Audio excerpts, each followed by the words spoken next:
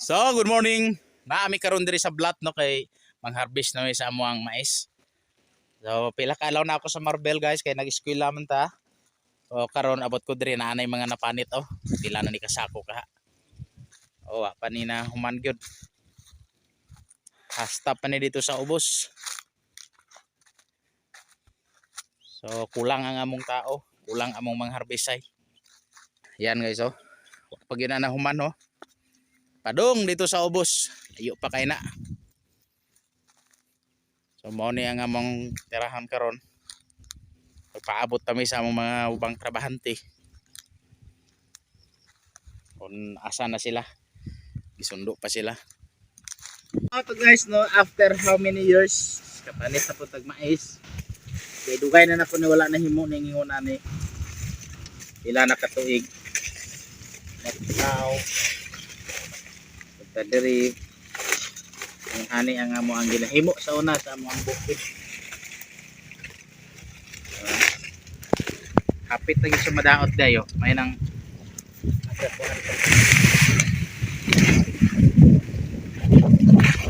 ani ang amo ginabukid sa bukid. Harvest. So guys, so first time in her life daw panit og mais. Saan man to? Imbutang diri. Diri. Oh. Ayaw isagol dira na human na. Oh. Parang live. Yan. Ano ni ano? Ay, wala di. Wala man na.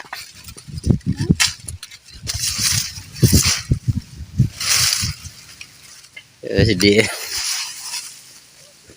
Ang katol. Ay, grabe.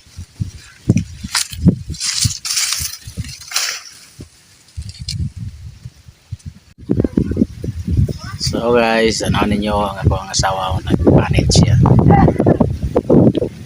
Pila na nakatap na kaya pero first time pa na niya karon, first time. So guys, diabot na nga mo mga backup ko, daghan kayo mga young people ni gikan dito sa hillside. Problema gyud may kulangan may tao kay way magpanit. So may kinaabot ni mga bata oh. Tuulan na to sila. So kini atong trabaho at 40 ang sako kay libre man. Libre kaon, libre kape, libre merienda. So 40 ang sako kung makakaya mo duha 80.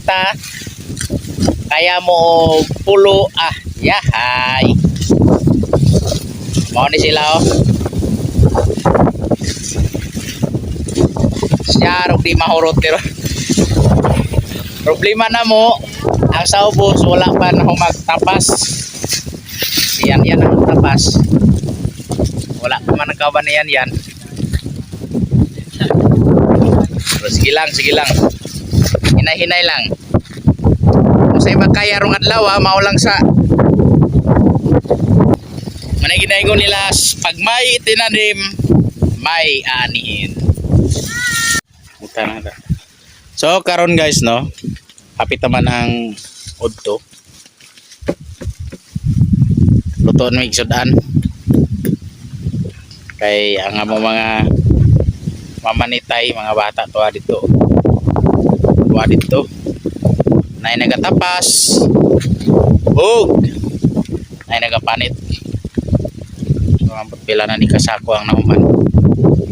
Para sila dito.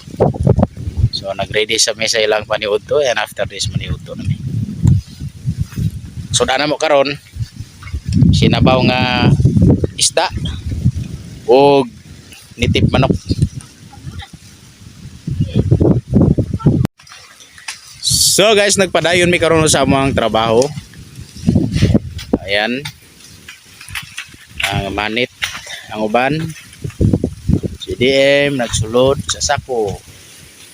Para sa pastora may uyang bana. So wala pa mi nakatunga o nakatunga na ba.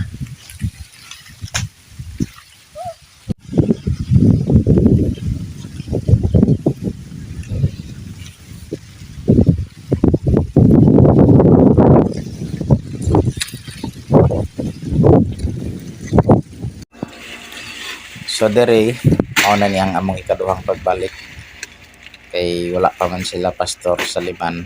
Si Pastor Amay nag hinay-hinay ko dra og tapas o si pastora ang wife nagpanit o na-miss na ko ni siya nga trabaho kay dugay na kayo wala ko naka ingon ani. So salamat sa Ginoo kay na ay opportunity nga makatanom ta diri sa blat o mag-harvest bisan na lang o gamay at least natay ma-harvest. So pag human ani kahapon ni uli kami o sila pastor sa Liman o iyang wife sabot ni nga sila na mupadayon sa trabaho o magkita na lang mi dito sa dryer ini human na kay sila na mo pababa sa mais dalon nila dito sa kampo as sa sealer kining mga human na og panit na palang nis mga 40 siguro ka sako ang nahuman na.